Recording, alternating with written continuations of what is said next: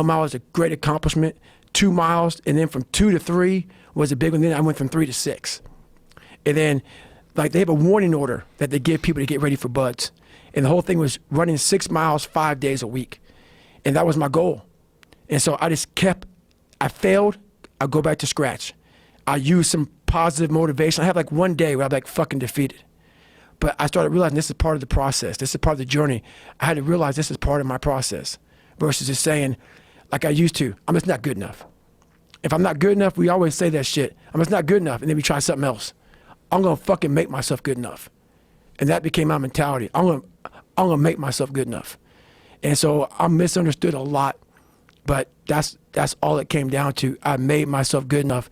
And the days I couldn't run that far, the next week, I would do 2-a-days. So on the running, if I ran a quarter of a mile, I wait a fucking couple hours, it'd haunt me, bother me. I try to run a half a mile the next time, same day. You can do more than this.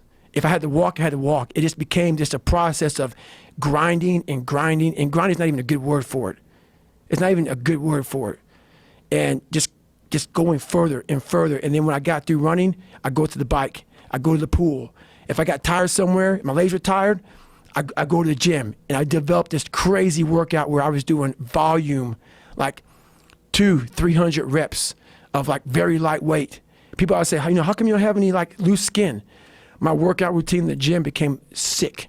It became sick. I was just doing 200-300 reps, 400 reps on like chest, just like for one simple exercise, the bench press. And I would rack it, get back on it, just rep it out, trying to burn as many calories as I can, build that muscle mass.